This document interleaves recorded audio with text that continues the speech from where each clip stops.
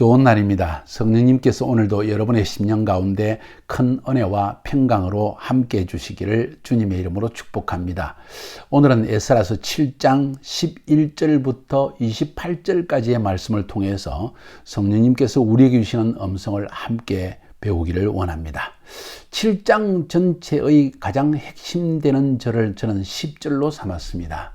10절에 보면 이런 이야기가 나옵니다. 에스라가 여호와의 율법을 연구하여 준행하며 율례와 규례를 이스라엘에게 지키기로 결심하였더라. 그런데 이 10절의 앞부분에 히브리 말로 키라는 말이 들어있는데 그 말은 왜냐하면 에스라가 율법의 말씀을 연구하고 또 그것을 지키고 또 가르치기로 결심했기 때문에 무슨 일이 일어났습니까? 9절에 있는 대로 여호와의 선한 손이, 하나님의 선한 손이 이 에스라로 하여금 바벨론에서 이스라엘까지 돌아오는 그 먼 장거리 1500km를 4개월 만에 오게 되는데 하나님의 선한 손이 그를 지켰다 하는 이야기가 들어있는 것입니다. 에스라 너무나 중요한 사람입니다. 어쩌면 에스라가 바벨론 포로 생활을 하는 동안에 새로운 운동을 일으켰고 그것을 한마디로 요약하면 유다이즘이라고 말할 수 있을 것입니다. 그 유다이즘의 가장 핵심되는 것은 토라, 모세오경, 창세기부터 신명기까지에 있는 이 5권의 모세의 5권의 율법책을 백성들에게 가르치고 그 말씀대로 행하기로 결단했던 사람이라는 걸 알 수 있습니다. 그래서 바빌론의 포로 생활 가운데에서 유대인들에게 특징적인 것이 무엇인가 하니 모세오경을 열심으로 배우다 보니까 그것 때문에 절기도 지키게 되고 그 다음에 안식일을 아주 강조하게 되었다는 사실, 또 이 바벨론 포로 생활 동안에 성전이 없기 때문에 그곳에서 드디어 시나고게라는 것이 생겨나기 시작, 유대인의 회당, 바로 거기에서 시작됐다는 것입니다. 10명만 모이면 누구든지 이 시나고게를 시작하고 그곳은 예배의 처소요, 교육기관이요, 유대인의 재판기관이에요.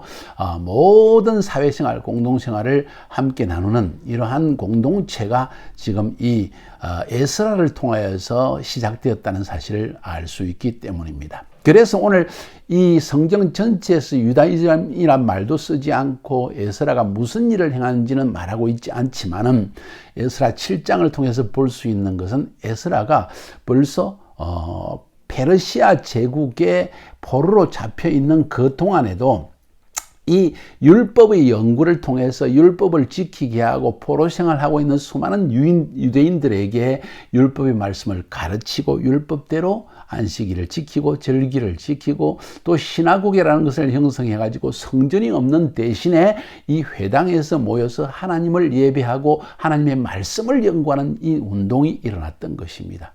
이 에스라부터 시작된 이 율법의 연구 운동 때문에 소위 성경에서 말하는 율법학자, 서기관들, 이런 사람들이 생겨나게 된 것입니다. 예수님 시대 서기관과 율법학자 이야기를 들어보았죠. 그 사람들은 누구입니까?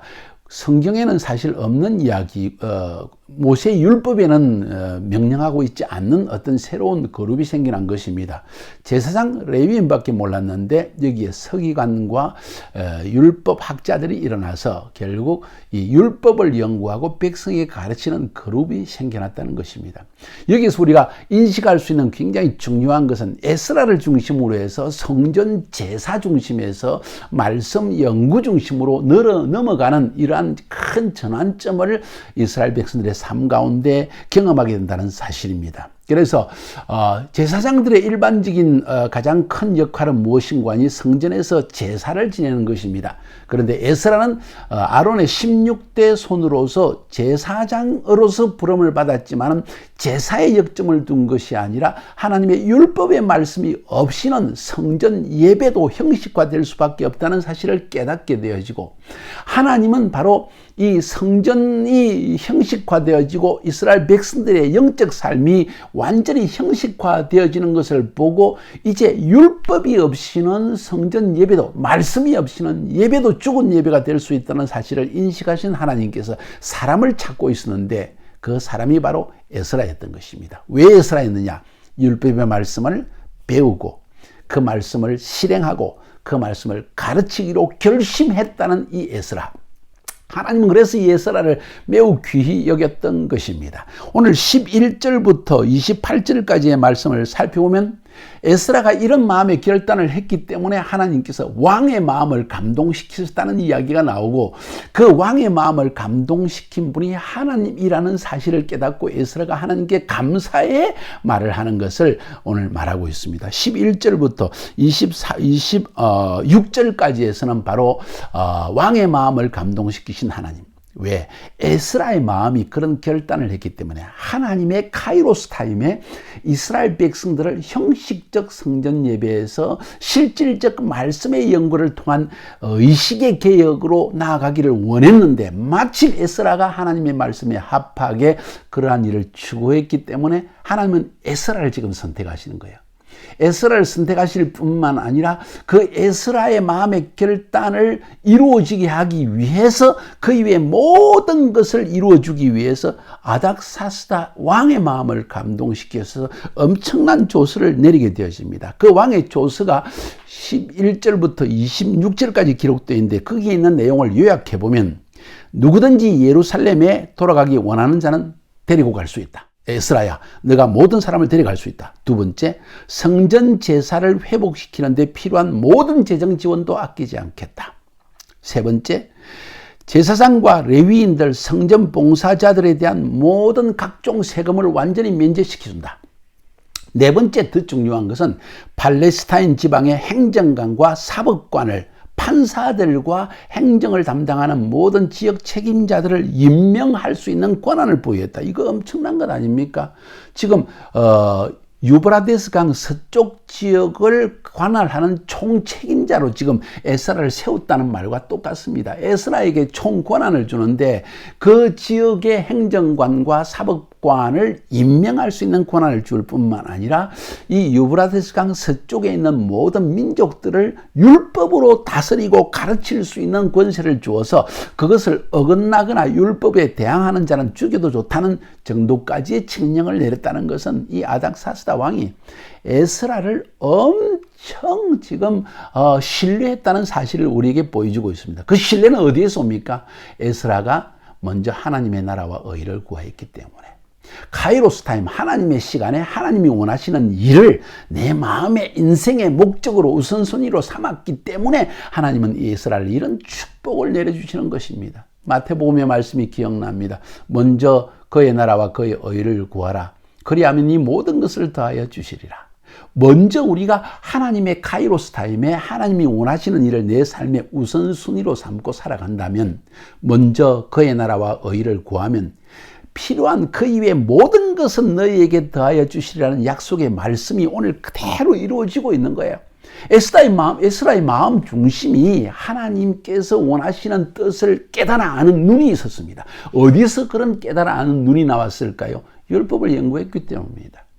하나님의 말씀을 연구했기 때문입니다. 하나님의 말씀은요, 하나님을 알게 하고 하나님의 심중을 깨달아 알아서 하나님의 뜻을 알게 하고 그 하나님의 뜻을 따라 내 삶을 맞춰서 살아갈 수 있도록 하는 것이 하나님의 말씀이라는 사실입니다. 사랑하는 여러분, 엄청 중요합니다. 에스라는 말씀 연구를 통해서 하나님의 뜻을 알았고 하나님의 뜻에 합당한 결심을 했습니다. 어떤 결심? 내가 모세의 율법을 가르치고 말씀을 배우고 실행하고 가르치겠다는 결단을 내린 것을 하나님이 딱 보시고 그를 쪽집게처럼 집어내어서 모든 필요한 것을 채워주시는데, 오늘 11절부터 26절까지 나오는 것처럼 아닥사스다의 왕을 마음에 감동시켜서 모든 사람을 데려갈 수 있다. 원하는 사람. 성전제사 회복에 필요한 모든 재정 지원을 아끼지 않겠다. 레위인, 성전 봉사자, 제사장들 전부 다 세금 면제해 주겠다. 팔레스타인 지방에 이 유브라데스 강 서쪽의 모든 행정관과 사법관을 임명할 수 있는 권한을 줄 뿐만 아니라 그 수많은 민족들, 유대인이 아닌 다른 민족들까지 율법을 가르치고 율법대로 재판할 수 있는 권세를 주겠다. 엄청난 권한입니다, 여러분. 이것이 바로 에스라가 먼저 하나님의 나라와 의를 구했기 때문이고 하나님의 뜻에 맞게 삶의 우선순위를 세웠기 때문입니다. 여러분은 어떻습니까?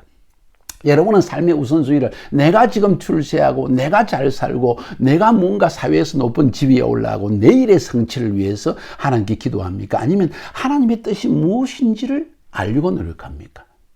에스라를 중심으로 해서 성전 예배 중심에서 말씀 중심으로 넘어가는 모습을 볼 수 있다고 말씀드렸습니다. 여러분, 여러분의 삶에 굉장히 중요한 것은 하나님의 말씀입니다. 다시 강조합니다. 요한복음 6장 63절에서는 말하기를 내가 너에게 이런 말이 영이요 생명이니라. 말씀은 우리의 의식을 하나님의 수준에 맞게 맞추어 줍니다. 세속적인 우리의 생각과 의식을 바꾸어 줍니다. 우리의 인생의 목적을 변화시켜 줍니다. 오늘 27절과 28절로 넘어가면 에스라의 찬양이 나옵니다. 하나님께서 이 예루살렘의 여호와의 전을 아름답게 할 마음을 하나님이 두셨다. 그리고 그 일을 위해서 왕의 마음을 주관하셨다. 왕과 대신들의 은혜를 얻게 하셨다. 이스라엘 중에 두목들의 마음을 그리고 인정을 얻게 하셨다. 그리고 우리를 이스라엘로 돌아오게 하셨다.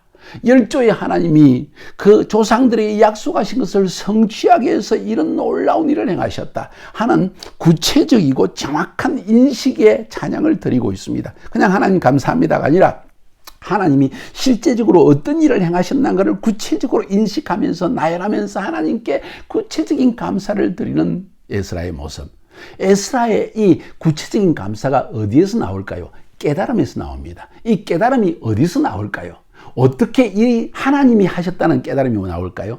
바로 하나님의 말씀을 연구함을 통해서 그의 눈이 하나님을 보는 눈이 열려졌기 때문입니다. 여러분의 삶에 이렇게 하나님의 눈이 열려지고 그래서 먼저 하나님의 나라와 의를 구함으로 그 모든 것을 더해 주시는 하나님의 축복을 누리는 여러분이 되기를 주님의 이름으로 축복합니다.